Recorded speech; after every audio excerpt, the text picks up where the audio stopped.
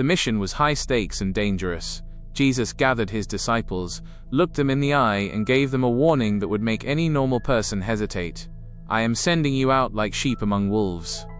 He didn't give them swords, shields, or armor. He didn't tell them to build a fortress or hide in the shadows. Instead, he gave them a psychological paradox to live by. Be as shrewd as snakes and as innocent as doves. He was telling them that to survive a world designed to tear them apart, they had to master two opposite natures simultaneously. They needed the sharp, scanning eyes of the predator to navigate the grass, and the pure, uncorrupted heart of the dove to remember why they started the journey in the first place. The world is not a playground, it is a jungle. If you enter the marketplace or the corporate boardroom with only the innocence of a dove, the wolves will smell your naivety and eat you alive. They will use your kindness as a handle to pull you toward their agenda. But if you become nothing but a snake, obsessed with schemes, manipulation, and shadows, you will eventually poison your own soul and lose the very purpose of your success. True sovereignty is the ability to see every trap, understand every hidden motive, and recognize every lie before it is even spoken, yet choosing to remain upright. It is having the snake in your brain to protect the dove in your heart. You aren't being holy by being a fool who gets cheated, you are being irresponsible. A real master understands the dark games of the world so well that they can't be played, but they refuse to become the player they despise. Sharpness without kindness is cruelty. Kindness without sharpness is suicide. Learn to bite when necessary, but keep your spirit clean. Jesus was standing in the temple, surrounded by the elite of society. These men were dressed in the finest white linen, their prayers were loud and eloquent, and their public reputation was spotless. They spoke about morality, tradition, and the good of the people, with a sweetness that charmed the crowds. But Jesus didn't look at their robes or listen to their polished speeches. He looked straight through the theater and delivered a brutal diagnosis. "You are like whitewashed tombs. On the outside you look beautiful, but on the inside you are full of the bones of the dead and everything unclean." He wasn't fooled by the branding. He saw the rot behind the marble facade and called it exactly what it was. He knew that the most dangerous predators don't look like monsters, they look like mentors, experts, and saints. In your career and your business, the person who destroys you will rarely be the one shouting at you. The real threat is the person who smiles the widest while handing you a contract that favors them 90%. It's the wolf in sheep's clothing, who uses the language of teamwork and family to exploit your labor. The first law of survival is to stop judging people by their paint. A whitewashed tomb is still a grave. You must develop the discipline of watching the fruit, not the flower. If someone speaks about ethics but their actions leave a trail of broken promises and exploited partners, run. Do not try to fix a wolf, just recognize the fur. Survival in the jungle requires you to be a fruit inspector. If the results are bitter, the tree is bad, no matter how many pretty flowers it has on the branches. High-level players don't get distracted by the robes people wear. They look at the bones they carry. Stop falling in love with people's potential or their PR, and start believing what their history tells you. A group of hostile critics approached Jesus with a question that was designed to be a political execution. They held up a Roman coin and asked, "Is it right to pay taxes to Caesar or not?" It was a perfect logic trap. If he said yes, he would be branded a traitor to his own people and a puppet of Rome. If he said no, he would be arrested by the Roman authorities for inciting a rebellion. There was no correct answer within the frame they had built. Most people would have panicked or tried to argue the details of the tax law. But Jesus didn't play their game. He looked at the coin and asked whose image was on it. When they said Caesar's, he delivered the ultimate escape: give to Caesar what is Caesar's, and to God what is God's. He didn't just answer the question, he demolished the entire trap by shifting the perspective. He refused to be pinned down in a fight that wasn't his. The world is full of people trying to force you into binary traps. They want to box you into a this or that choice where you lose either way. Your competitors, your critics, and even your toxic associates will try to pull you into a logic that they control. They want you to argue on their terms using their definitions in their territory. Survival means learning how to walk through the walls of a trap. When someone asks you a loaded question or tries to force you into a compromising position, stop looking at the options they gave you and look for the third way. Sovereignty is the power to define the game, not just play it. You don't win by being a better debater within their trap. You win by being so strategically fluid that the trap can't hold you. Don't let others draw the map of your reality. If Caesar owns the coin, let him have it. It's just metal. Keep your true currency, your vision, your time and your soul, for the things that actually matter.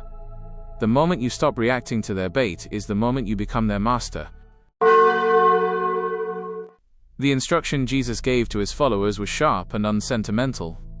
He was sending them out with a message of immense value, something he described as pearls. But he added a cold warning: do not throw your pearls to pigs. He knew that if you offer something priceless to an animal that only values mud, it won't thank you. It will trample the pearl into the dirt, and then turn around to tear you to pieces because it can't eat the jewel. He told his disciples that if they entered a town, and the people refused to listen or respect their presence, they shouldn't stay and argue. They shouldn't beg for a seat at the table or try to prove their worth. Instead, they were to walk to the edge of the city, stop, and literally shake the very dust of that place off their sandals. It was a physical act of total detachment. They weren't leaving in anger, they were leaving because their pearls were too expensive for that market. In your life and business, your time, your focus, and your unique skills are your pearls. One of the most dangerous traps in the jungle of modern life is the desire to be understood by people who are committed to misunderstanding you. We spend years trying to convince a toxic boss of our value, or trying to sell a high-level vision to small money clients who only care about the cheapest price. When you do this, you are throwing your pearls to swine. You are devaluing your own currency. Survival is not about winning every argument, it is about high-efficiency exit. If the environment is swine-heavy, staying there to fight is not bravery. It's bad math. Every minute you spend defending yourself to people who don't get it is a minute stolen from the people who are actually waiting for what you have to offer. Learn the art of the dust-off. When you realize a person or a company doesn't recognize your value, don't get angry. Just realize you're in the wrong zip code. Stomp the dust off your shoes and move to a place where pearls are actually appreciated. Retreat is not an admission of defeat, it is a tactical reallocation of your most precious resources. The boat was in the middle of the Sea of Galilee when a megastorm, a violent, localized hurricane, slammed into them. The waves were breaking over the sides, the boat was filling with water, and these were experienced fishermen who were absolutely terrified for their lives. They were screaming, bailing water, and fighting for every second of survival. But when they looked toward the back of the boat, they saw something that made no sense. There, in the middle of a life-threatening disaster, Jesus was fast asleep on a wooden pillow. The boat was pitching and rolling, the wind was howling and the spray was soaking everything, yet he was in a state of total, undisturbed rest. When they woke him up in a panic, shouting, "Don't you care if we drown?" he didn't join their chaos. He stood up, told the wind to be quiet, and then asked them a devastatingly simple question: why are you so afraid? He had the nap in the storm because he knew that the chaos outside had no permission to enter his inside. Survival in the jungle is 10% what happens to you and 90% how you process the pressure. Most people fail not because the storm is too big, but because they let the storm get inside their head. If you react with the same level of panic as the world around you, you have already become a victim of the environment. You become a puppet of the wind. The highest level of sovereignty is maintaining an internal vacuum. While the market is crashing, the project is failing, or the office politics are reaching a fever pitch, your greatest weapon is your ability to remain untriggerable. A leader who panics is just another person in the crowd. A leader who can take a nap in the middle of a crisis is the one who eventually controls the storm. Calmness is not the absence of trouble, it is the presence of a deep, unshakable certainty. When you refuse to vibrate at the same frequency as the chaos loses its power over you. Stop trying to fix the waves while you're shaking with fear. Master your internal temperature first. If you can keep your head while everyone else is losing theirs, you won't just survive the storm, you will own it. The atmosphere was electric. Jesus was in the middle of a crowded house, surrounded by people who were desperate for his attention, his healing, and his words. He was deep in the zone, executing his life's work with total focus. Suddenly, the crowd parted, and a message was passed to the front. "Your mother and brothers are standing outside, wanting to speak to you." It was a classic social trap, a demand for his time based purely on bloodline and social obligation. In that culture, family was everything. You were expected to drop everything the moment a relative called. But Jesus didn't move. He didn't apologize, and he didn't rush to the door to save face. He looked at the crowd and asked a cold, jarring question: "Who is my mother, and who are my brothers?" Then, pointing to the people who were actually doing the work with him, he said, "Here are my mother and my brothers." He stayed exactly where he was, and continued his mission. He wasn't being mean to his family, he was being loyal to his priority. In the jungle of high-level achievement, the most dangerous weapon used against you is moral kidnapping. People will try to guilt-trip you into abandoning your goals by using the labels of friendship, family loyalty, or social politeness. They want you to leave your war room to deal with their trivial dramas. If you are a nice guy who can't say no to a cousin's favor or a friend's urgent coffee chat, you will never build anything that lasts. You are a weak target because your rhythm is dictated by the emotions of others. Sovereignty is the ability to look at a social expectation and say, "I don't have time for this." It is understanding that your real family consists of the people who are in the trenches with you, building the future. If you let face and favor blur your vision, you'll be the first one to fall when the pressure rises. A predator doesn't stop mid-chase because someone called his name.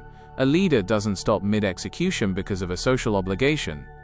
Protect your priority with a wall of steel. If it doesn't serve the mission, it doesn't get your time. The Last Supper was not a gathering of perfect friends, it was a boardroom of mixed motives. Jesus sat at the table, and right next to him was Judas Iscariot. Jesus knew exactly what was happening in the shadows.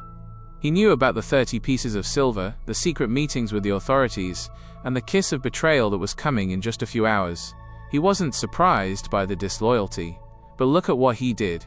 He didn't call the police, he didn't start an argument, and he didn't kick Judas out of the room. He knelt down and washed Judas's filthy feet. He handed him the bread of friendship. He treated him with the same professional dignity as everyone else. But then, he leaned in and said the most chilling, decisive words in the story. "What you are about to do, do quickly." He didn't try to fix the traitor. He simply integrated the betrayal into his plan and told the enemy to hurry up. He was so far ahead of the game that the betrayal wasn't a setback, it was a step in the process. Every successful organization, every rising career, and every big project will eventually have its Judas. There will be a partner who steals the idea, a friend who gossips behind your back, or an associate who sells you out for a better deal. If you live in a fantasy world where everyone is 100% loyal, you are a fool waiting to be slaughtered. Survival in the jungle requires you to have a Judas strategy.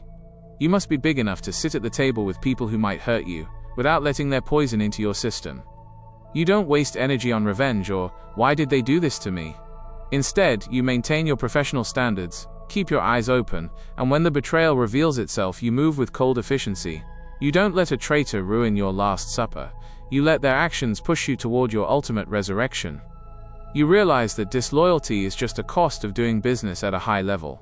When you can look at a traitor and say, "Go ahead and finish what you started," you have reached a level of power that no one can take from you. You are no longer afraid of the knife in your back because you've already accounted for it in your strategy.